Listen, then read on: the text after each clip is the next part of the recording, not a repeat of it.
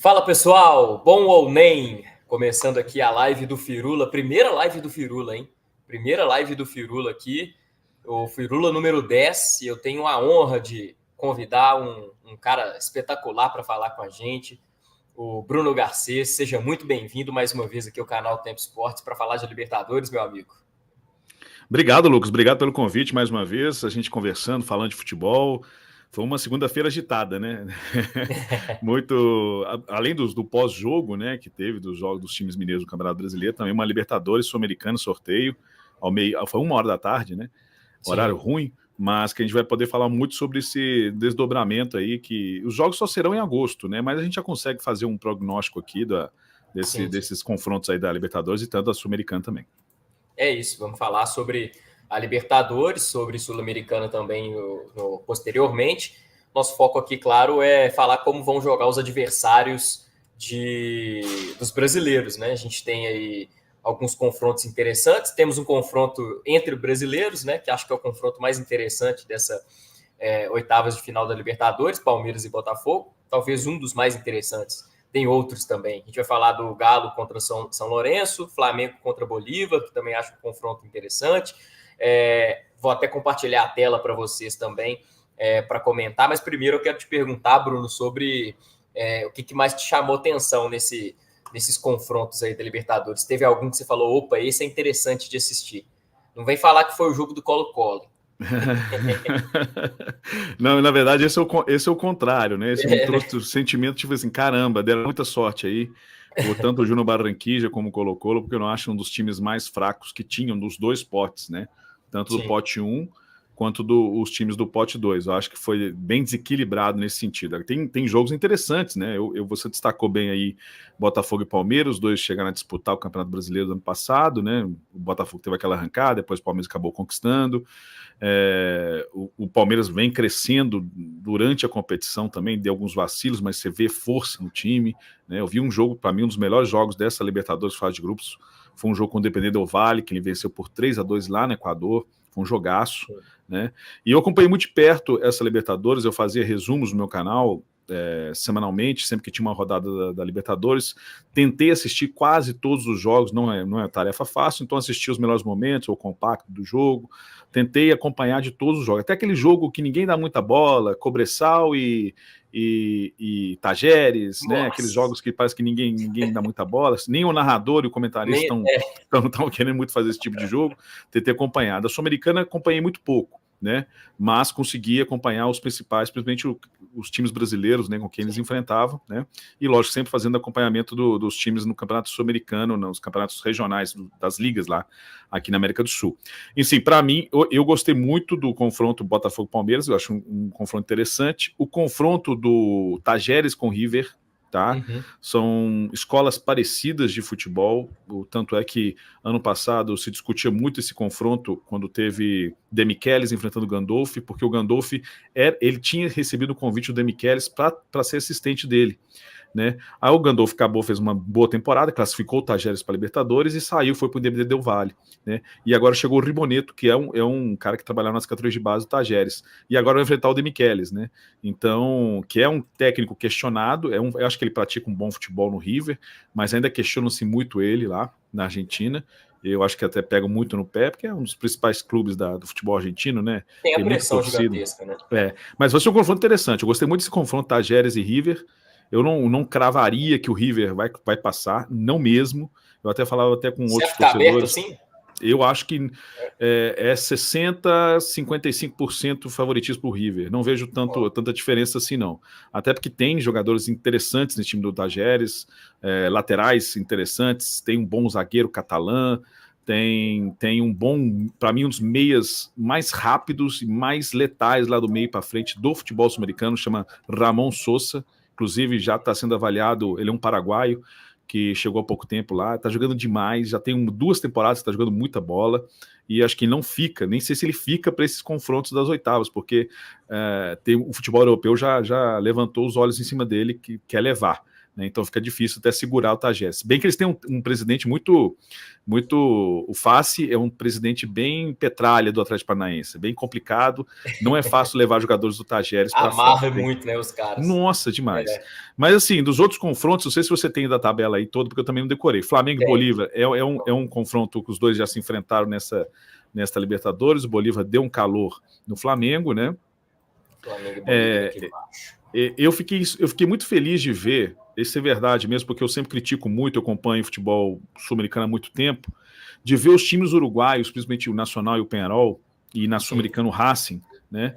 Nacional pegando São Paulo aqui. Com times competitivos. Eu gostei do Tino Recoba, o técnico do Nacional, fazendo um bom trabalho competente, justo, honesto, com jogadores que tem, ele consegue tirar o máximo deles.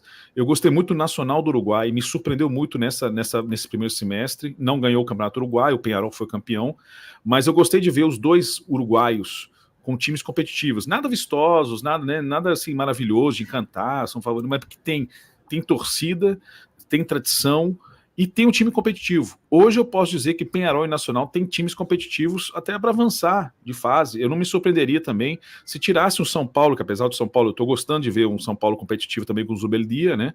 Eu acho que melhorou muito. Mas é um confronto interessante também. Nacional e São Paulo, eu gostei muito desse confronto. Não arriscaria também colocar o São Paulo como favorito também, não. Né? Eu até arriscaria. O Nacional fez jogos encardidos com o River Plate. Fez jogos encardidos. E o River tendo posse de bola, tendo controle, volume de jogo. E o Nacional batia de frente. Às vezes até tocava bem a bola, botava o River na roda. Eu falei, caramba, esse time nacional me surpreendeu muito como o Tino Recoba armou esse time para essa Libertadores. Né? Então, e o Peñarol, vocês viram contra o Atlético, você acompanhou de perto, que é um time chato.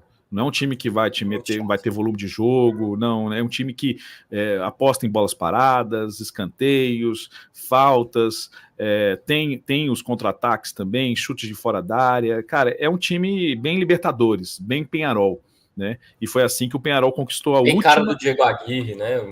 E foi assim que o Peñarol chegou numa final em 2011, com o Diego Aguirre, jogando esse futebol feio, né, futebol de raça, meio que jogando em casa, na pressão. Foi assim que eles chegaram na final, que perderam para o Santos, e assim que eles chegaram na final de 87 também, que ele foi o herói. Aí ele era um jogador de futebol na época, o Diego Aguirre vinha das canteiras do Peñarol e foi o autor do gol que deu o título contra o América de Cali. Mas aquele time do Peñarol também era chato, era feio até se ver o jogo, mas eles ganhavam os jogos, foram ganhando, chegaram na final e foram campeões em 87. Então é bem Peñarol.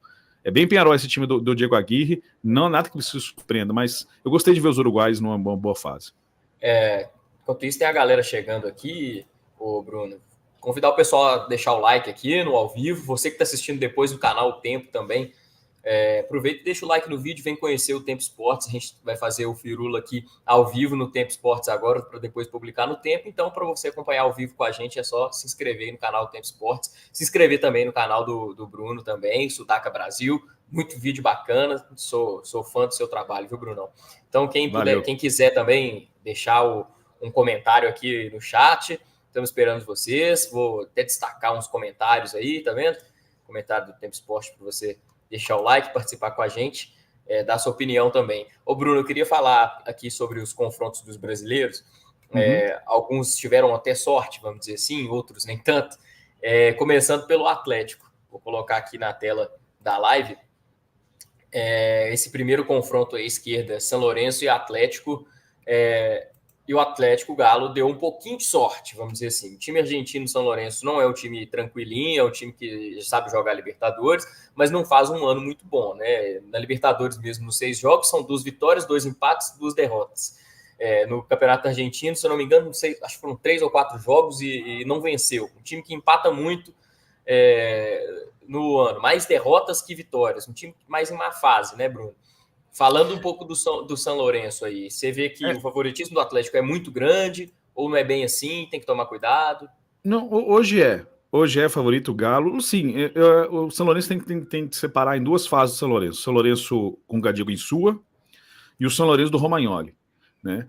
O São Lourenço do Gadiego Insua era um trabalho consistente, uma boa defesa, uma linha de 3 zagueiros. Ele trabalhou assim e conseguiu montar um time titular muito bom em 2023. conseguiu a classificação para a Libertadores, só não ganhou algo mais na Argentina, porque chegou a disputar o título lá, só não ganhou algo mais na Sul-Americana e no Campeonato Argentino, porque não tinha um elenco extenso. Isso foi uma crítica geral, todo mundo identificou, até o Gadiego Insua mesmo falou que não era um grande problema do time. Não conseguiram reforçar ao ponto de realmente colocar ele como favorito de novo nessa temporada, né? Mas ele tinha uma boa defesa, só que ele perdeu o grupo durante o Campeonato Argentino, na Copa da Liga, até que foi muito mal, né? E na Libertadores estava indo de mal a pior. Eu cheguei a ver um jogo do São Lourenço na primeira fase, um dos primeiros jogos. Cara, foi um dos piores jogos que eu vi da Libertadores. Eu estou até fazendo um resumo aí dos piores e melhores da Libertadores, e é um dos piores jogos que eu vi, foi um do São Lourenço. Acho que foi São Lourenço e Liverpool. Acho que foi São Lourenço e Liverpool. Cara, que jogo horroroso, horroroso, horroroso. Tipo, você não via nada, não tinha criatividade. E aí o Gadiego Insua acabou perdendo o cargo, entrou o Romagnoli. Romagnoli, não sei se você lembra, o Romagnoli foi especulado aqui no futebol mineiro durante anos, inclusive pelo Cruzeiro, né, que tinha um interesse nele, tá, acho que no futebol baiano também queriam levar o Romagnoli. É um jogador habilidoso, né, foi um meia muito identificado com o clube, né, e era dirigente e que hoje está trabalhando como técnico lá no São Lourenço. Era um técnico tampão, eles pensaram em contratar outro técnico, acabaram não contratando, e ele deu um brio diferente para esse time. Já no primeiro confronto contra o Liverpool em casa, um dos primeiros confrontos da Libertadores com o Romagnoli, tá? Foi 3-2, e foi assim, um jogaço, né? Era lá e cá, né? Tomava um gol, fazia outro aqui, e aí alguns jogadores começaram a jogar mais do que estavam jogando. E o time antes do Romagnoli tinha Christian Ferreira Dependência, que era um meia que já trabalhou no River, era cria do River, que tudo girava em torno dele, né? E depois disso, da entrada do Romagnoli, outros jogadores começaram a voltar a brilhar. É o caso de Malcom Braida, é o caso de Irala, é o caso do Leguizamón, um paraguaio habilidoso, ponta, e principalmente Alex Coelho, que para mim hoje tem sido um dos principais jogadores do São Lourenço, que joga como ponta, né? E Perrito Barrios, que é um dos grandes ídolos hoje do futebol do São Lourenço. Perrito Barrios é um baixinho de 1,60 m, que já jogou como lateral, jogou como segundo volante, já jogou como volante, jogou como meio atacante, um ponta, ele faz tudo no São Lourenço há muito tempo que ele trabalha lá. Atenção pro Milito, hein? O Perrito Barrios é a alma e coração desse time, né? Eu sempre falo isso, e em diversos momentos o São Lourenço... caindo mais para direita, Bruno? Ele tem jogado hoje mais mais centralizado, mas ele gosta muito de jogar pelas pontas, pela ponta esquerda, né? E Perrito Barrios como ele tem passe, visão de jogo, ele já pode jogar como segundo volante também. Ele já jogou assim em alguns momentos da carreira dele. Mas é um jogador interessante. Alexis Coelho, muito cuidado com o Coelho, menino muito habilidoso, né? Ele fez inclusive um golaço contra o Liverpool nesse jogo. E foi decisivo. Fica até uma atenção para o Milito, que tem gostado de usar o Batalha como zagueiro e não como volante, até uma atenção para ele nisso, né? Porque tem jogadores habilidosos que jogam bem por dentro, talvez seja mais interessante ele colocar o Batalha de primeiro volante para, não a ausência do Otávio até lá, né? Vamos dizer assim, para preencher mais o meio de campo defensivamente. Tomar cuidado, né, com essa movimentação, mas eu ainda acho que está muito ainda no início do trabalho Romagnoli. Então, está muito na empolgação ainda de um novo trabalho, os jogadores querem mostrar serviço, e o time está gostando do jogo, o São Lourenço está se sentindo mais à vontade, mas também ainda não é um esquema tático maravilhoso que me empolgue. Então, por isso que eu continuo achando o Atlético favorito. E o São Lourenço evoluiu muito, melhorou muito da saída do Gadiego Insua até a chegada do Romagnoli, evoluiu muito. O time mais competitivo, que morde mais, que aperta mais na marcação. Gostei de ver dessas atuações, inclusive contra o Palmeiras, ele precisava do resultado. Gente, quase ganhando o Palmeiras, empatou lá na Aliança Parque. Gente, o Palmeiras estava nem aí para esse jogo, estava querendo só completar a tabela. Que não valia nada. Não valia nada. Para o São Lourenço valia muito, era um empate. Então, lógico que eles iam dar mais atenção para esse jogo do que o Palmeiras, mas eu acho o time ainda limitado, ainda tem suas limitações. Eu não acho que tem um elenco extenso, por isso que eu acho que talvez numa competição a longo prazo, porque pensa bem, as oitavas são em agosto, em setembro teremos as quartas, em novembro teremos as semifinais, e novembro, e no final de novembro, 30 de novembro, temos a grande final em Buenos Aires. Então, assim, se você não tiver um elenco extenso, para mim, você não consegue ganhar mais a Libertadores, né? Antigamente, a Libertadores se disputava num semestre, né? Então, você conseguia ter, com aquele grupo, você conseguia levar até o final. Hoje, eles estão separando. Então, se você não tiver um elenco extenso, dificilmente se eleva. E eu acho que o São Lourenço ainda tem esse problema. Apesar de viver um bom momento hoje, dia 3 de junho, melhorou muito daquele São Lourenço de início que você falou, que os números já não ajudam, e o futebol era pífio. O futebol era pífio mesmo. Que até o início da temporada, eu falei, gente, o São Lourenço pelo menos tem uma boa defesa. Falei, pelo menos tem uma boa defesa. E eu escutava torcedores do São Lourenço assim, falando isso. Pelo menos tem uma boa defesa, mas nem a boa defesa estava salvando depois no final, antes da demissão do Gadiel Guinsu. Então eu acho hoje o Galo um time muito mais forte na parte tática, e na parte técnica tem jogadores acima da média. Mas tem que tomar certos cuidados com esse time do São Lourenço. O São Lourenço faz gol de cabeça... De chegada de Júnior Alonso também, você falou até de... Sim, Bernard, Júnior Alonso. Exato. Já é um zagueiro para ajudar mais, né, defensivamente com isso. Bernard chegando, podendo jogar por dentro, pelas pontas também, enfim. Possíveis outras contratações. Né? Exatamente. Acho que o Atlético é bem favorito. Não, o Atlético entre as opções ali, o São Lourenço foi boa. Não tão bom, talvez, como um Colo-Colo, mas exatamente. Foi uma boa opção, né, Bruno? Eu até perguntava para mim, eu até conversei com o Lélio Gustavo, né, que trabalha aí no Tempo e trabalha na rádio também, falando assim, para mim os dois melhores que seriam para o confronto dos estrangeiros, né, seria o Colo-Colo e o São Lourenço, principalmente o Colo-Colo depois do São Lourenço. O Lincoln aí tá com a gente, Lincoln, obrigado pela participação, deixa o seu like aí, tá falando que o Galo tem que ganhar lá. É uma tarefa não tão simples ganhar fora de casa, mas com um time que o Atlético tem, eu acredito que é favorito nos dois jogos, né? No confronto todo em si, mesmo fora de casa, o Atlético também é bem favorito. Jogar no Novo Gasômetro é um estádio um dos mais complicados da Argentina, viu? Eu até fiz um vídeo recente, você está acompanhando, dos 11 estádios mais temidos da América do Sul, eu coloquei o Novo Gasômetro. Eu botei ele lá. Por quê? Porque é uma torcida apaixonada, é uma torcida que era tão apaixonada, tipo do Galo, sabe? Lembrar muito do Galo no sentido que Independência, nunca tinha ganhado uma Libertadores, ganhou em 2014, um ano seguinte do Galo, né? Tinha toda essa mística, né? O São Lourenço não ganha, quer dizer, olha só, os 5 grandes da Argentina é River, Boca, Racing, Independiente e São Lourenço. E os 4 tinham ganho. O Racing já tinha ganho, o Independiente tinha ganho, e o Independiente ganhou 7. O Boca já tinha ganho 6, o River também ganhou. Então, faltava o São Lourenço ganhar dos 5 grandes. E eles ganharam em 2014. E foi na raça, cara. Não era um futebol maravilhoso. Tanto é que eu lembro muito mais do técnico do que do time, de alguns jogadores, especificamente. Então, eles ganharam meio que na raça. E isso lembra muito o que o Galo viveu em 2013. Finalmente ganhou uma Libertadores, né? Então o São Lourenço finalmente ganhou uma Libertadores em 2014 e é uma torcida apaixonada, cara, que lota o estádio. Assim. O estádio não é um dos estádios mais com a sonoridade que atrapalha, tipo o Arrojito ou o La Bombonera, mas é um estádio que ferve, é um estádio que bota pressão. Então não vai ser fácil jogar lá, né? Não vai ser fácil jogar lá, não. Tem até enquete aí no chat, quem estiver assistindo com a gente ao vivo, pode votar aí, São Lourenço ou Galo, quem que você acha que vai passar? O Bruno, tem do outro lado aqui, vou voltar para a nossa... O Lincoln fez uma outra pergunta, tem a participação da Júlia, a gente vai trazer aqui também, tá, gente? No ao vivo. Tem agora na tela do outro lado ali, nós falamos você falou do Nacional, do São Paulo, né? Até achou que não vai ser um confronto, pode ser um confronto mais equilibrado, né, Bruno, na sua opinião? Eu já acho que o São Paulo deve atropelar com o Zubeldia, vamos ver como vai ser até lá.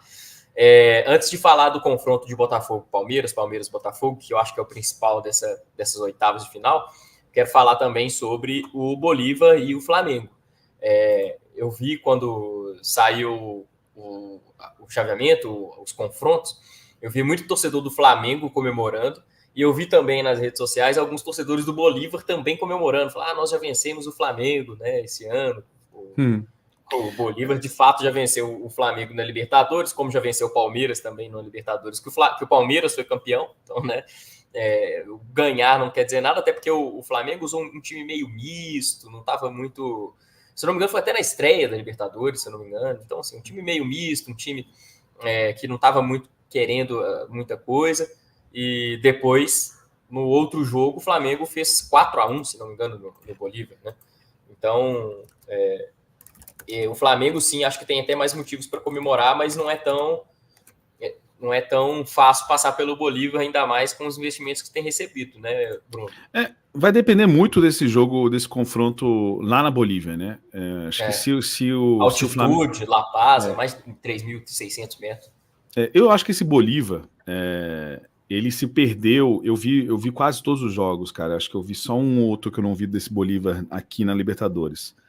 Mas ele tem suas debilidades também, né? Mas eu acho que o time bem organizado, toca bem a bola, em alguns momentos consegue incomodar, mas não consegue manter esse nível os 90 minutos, né? Então, nesse sentido, o primeiro jogo vai ser essencial para mostrar se o Bolívar vai conseguir segurar um pouco o Flamengo.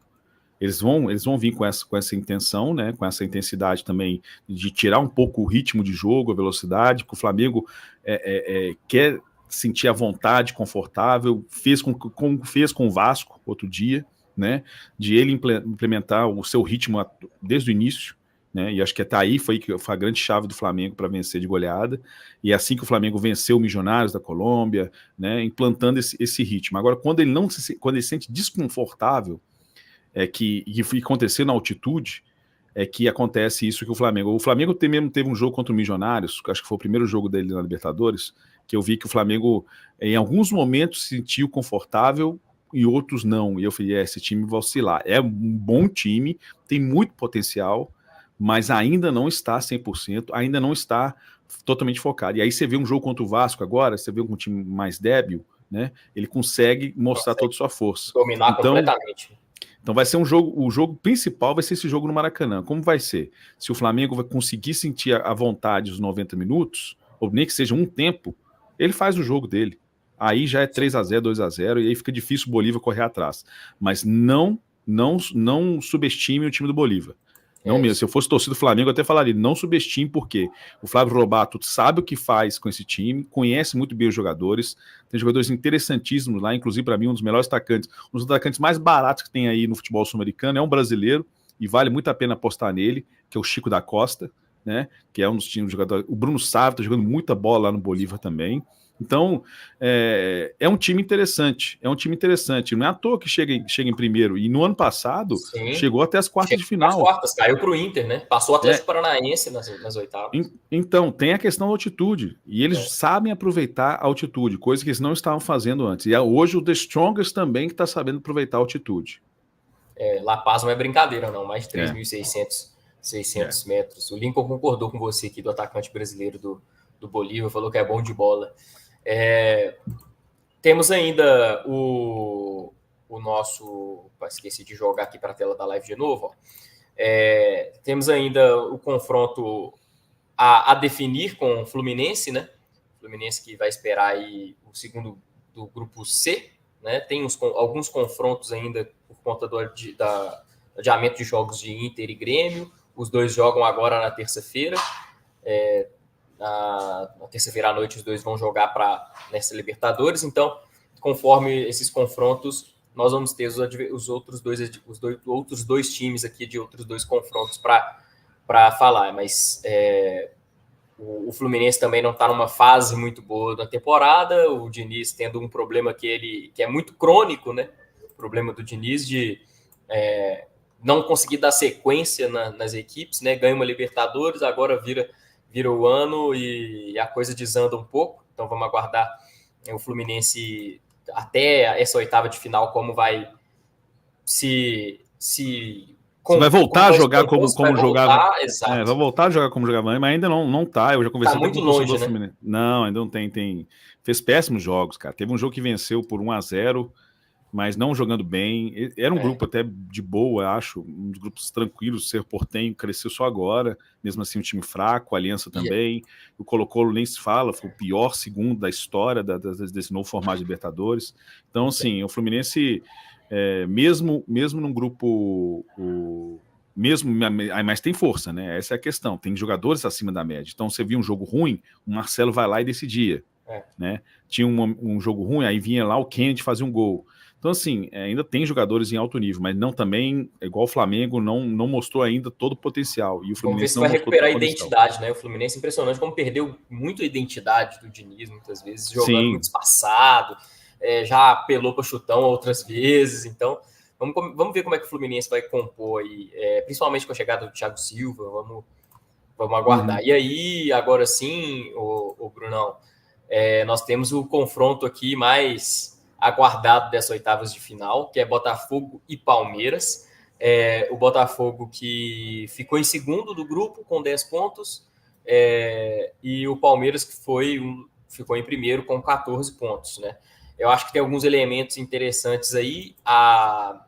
Essa janela do meio do ano, acho que é interessante, pensando se o Botafogo vai trazer reforços para deixar o time melhor. O Botafogo não faz uma temporada ruim, na minha visão, apesar de que ainda não potencializou o máximo ali, na minha opinião. O Júnior Santos é um jogador que começou muito bem, mas é um cara que oscila, até mesmo no ano passado fez isso, oscilou também. E no outro lado tem o Palmeiras, que perde o Endrick, e que é um jogador que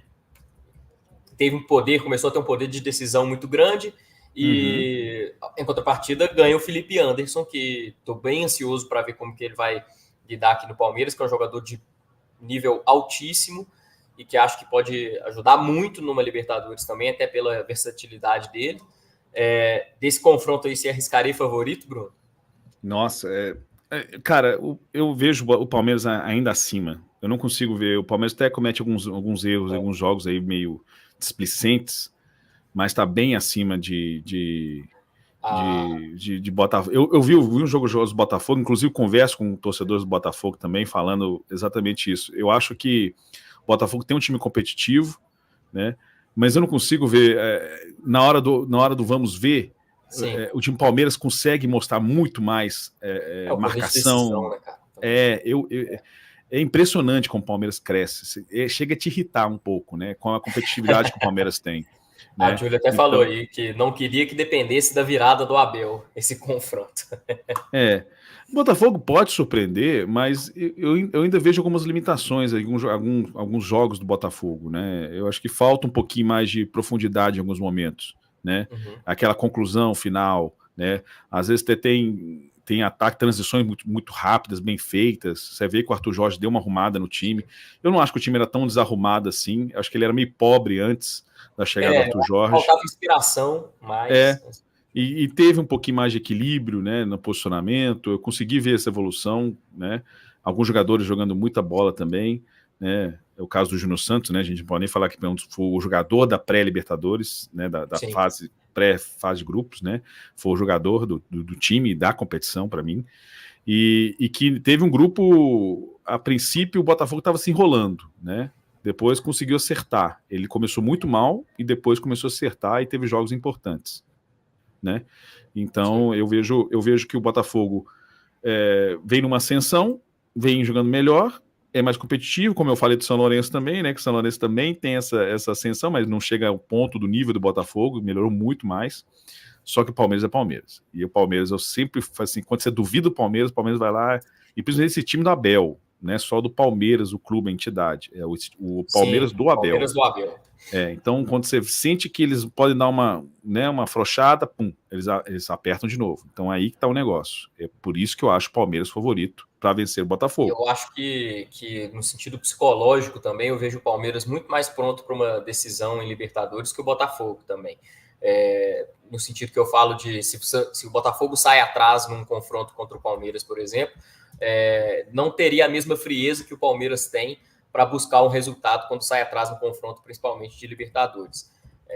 Uma equipe que já tem uma base que joga junto há muito tempo, que trabalha junto há muito tempo. O Palmeiras tem um trabalho do Arthur Jorge que é um trabalho mais novo, né? Então é um confronto muito importante também. A Júlia até lembrou que o Palmeiras tem a chegada do Felipe Anderson, tem a volta do Dudu também, que acho que é muito importante para o Palmeiras, que precisa de gente nova para dar um refresh aí nessa temporada. Tem o Natan aqui participando aqui com a gente também. O John Textor já avisou, é revanche.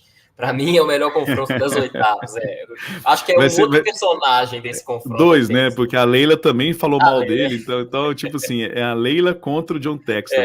Vai ser um confronto mais de bastidor ali, né? Vai sair da justiça e ir para o campo agora esse confronto deles também, inclusive.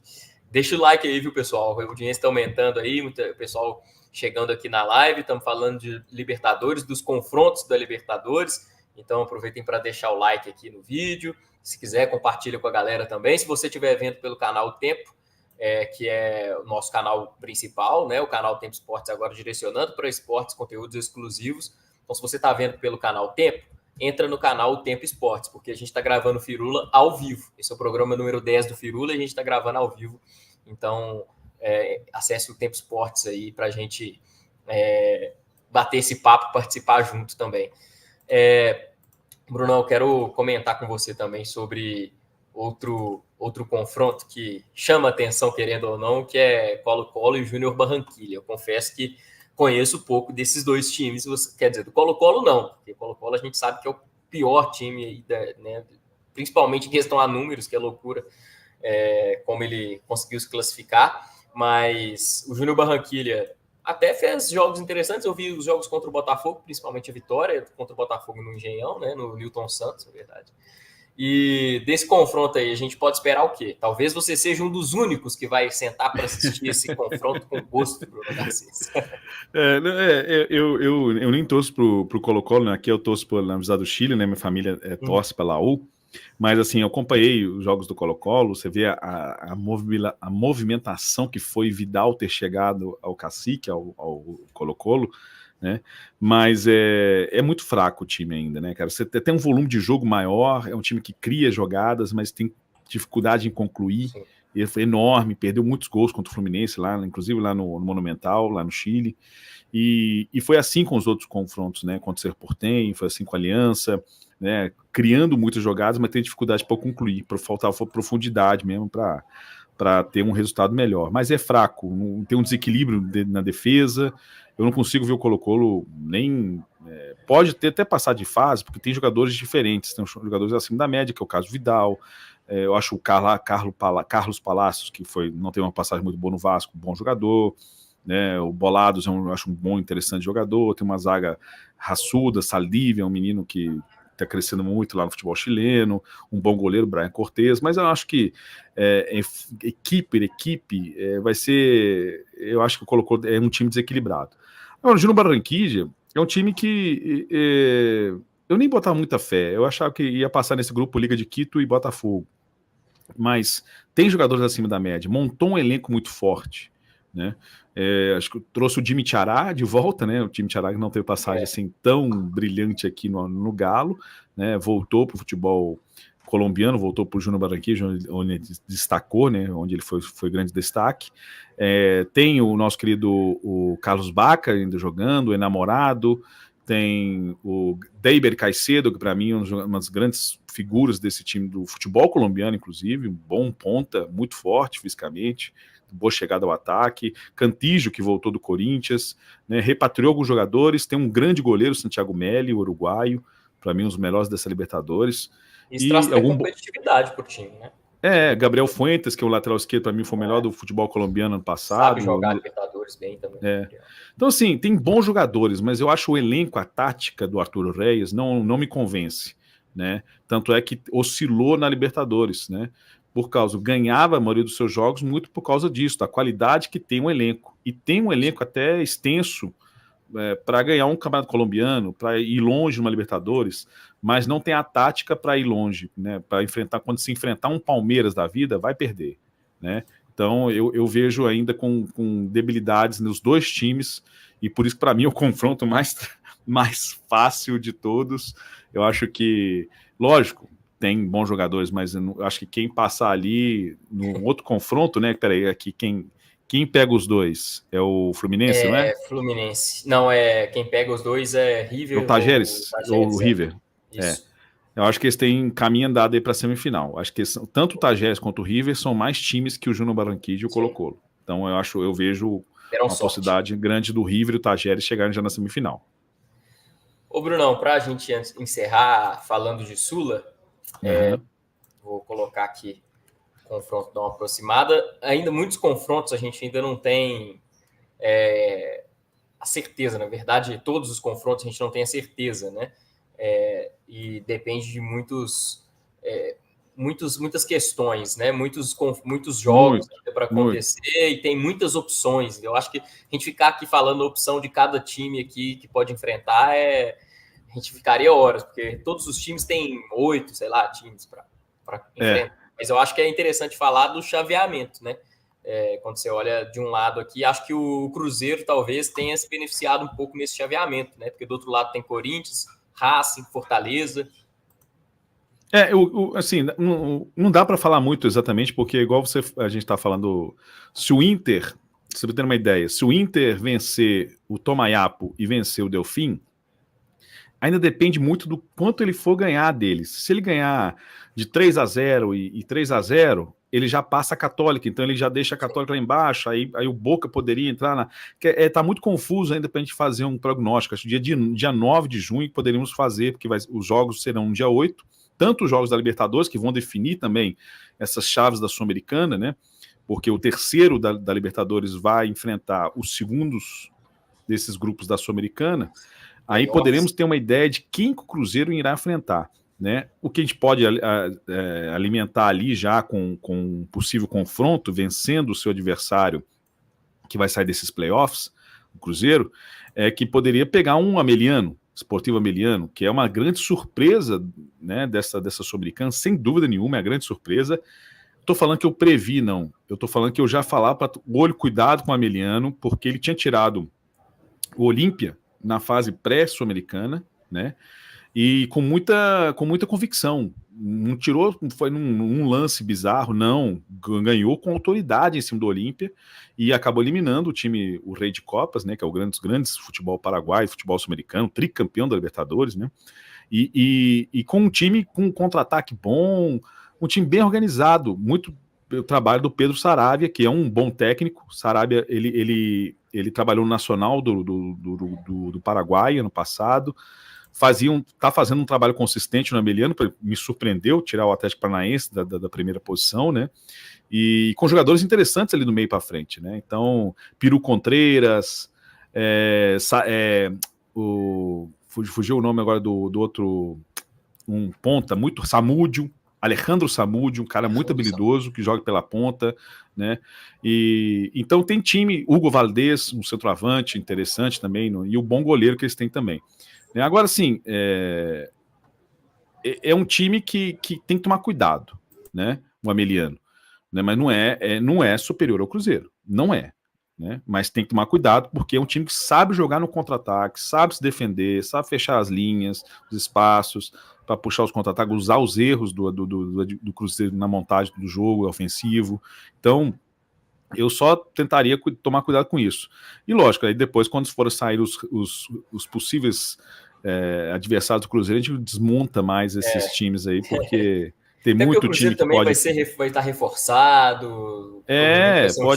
Pode estar no outro nível. Reforços, Exatamente, né? Mas você mostrou Ameliano, e na parte de baixo, quem tá lá na parte de baixo? Deixa eu só ver. Deixa eu trocar aqui.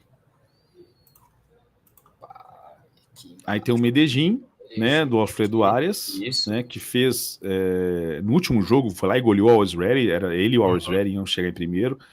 É um time que do meio para frente é um time interessante, mas a defesa é fraca, mas do meio para frente tem jogadores interessantes, como Monsalve, né? Quem estava jogando? Alvarado, meio campo, também eu gosto muito dele. Agora, no Lanús, o Lanús é um time chatinho, viu? Lanús é um time chatinho, é o time do Russo Zelinski. Tem o Marcelino Moreno, que está jogando muita bola lá, ele jogou no Curitiba ano passado, ele que veio da MLS, está jogando muita bola. O time é o Marcelino Moreno, tem o Walter Bou, que está jogando muita bola, tem um volante lá, o Felipe Diafonte. E é um time que sempre chega também, sempre dá trabalho. Lanús já foi campeão, Lanús já foi campeão de Sul-Americana, tem título na bagagem aí, na mochila, né? Então acho um time complicadinho de se enfrentar aí, se ele for passar de fase, né? Ele tanto o Medellín, mas aí tem muito time que pode entrar nesse grupo aí, nesses confrontos do playoffs. E do outro lado aqui, a gente também vê confrontos bons aqui, porque pode pegar Fortaleza e Corinthians. Já se enfrentaram, né? Eles se enfrentaram, inclusive, na Sul-Americana do ano passado. Exato, podem voltar a se enfrentar agora nas quartas. Tem um Racing ali aqui embaixo também, que pode pegar um dos dois numa semifinal. Então tem muito confronto interessante em Sul-Americano. Tem, e vai vir Boca aí. Inclusive. Tem Boca aí, tem Boca no meio aí também. Tem Atlético Paranaense que pode entrar no meio. Exatamente. Então... tem outros bons times para entrar aqui, muitos confrontos de nível Libertadores nessa Sul-Americana. Quando a gente tiver esses confrontos mais para frente, a gente marca até um bate-papo para a gente conversar sobre isso. Com certeza. É isso. Pessoal, agradeço a audiência de vocês aqui no Firula 10, ao vivo aqui no canal Tempo Esportes. Você que está no Tempo, aperte aí esse quadradinho, esse ícone que está aparecendo aí na sua tela para ir para o Tempo Esportes, ver conteúdos exclusivos que a gente está publicando, como o Firula, por exemplo, que a gente está fazendo ao vivo no canal Tempo Esportes. E inscrevam-se também no canal Sudaca Brasil, do Bruno Garcês, está na descrição, está o link aparecendo na sua tela, para você que está no Tempo Esportes, para você que está ao vivo com a gente. Vou jogar no chat o link do canal do Brunão aí. Ô, Bruno, obrigado pela participação mais uma vez com a gente aqui, viu? Eu que agradeço mais uma vez, mas na próxima a gente vai ter mais tempinho para conversar e quem sabe isso. Já sabemos os confrontos direito, né? Quais seriam os adversários da Libertadores e também da Sul-Americana. Show de bola, valeu pela participação aí. Joguei já o link aqui do Sudaca Brasil no chat para vocês conferirem e conhecer um pouco do trabalho do Bruno. Um abraço para vocês, deixa o like aqui no vídeo, inscrevam-se no Tempo Esportes. Valeu, Brunão. Falou, gente. Tchau, tchau.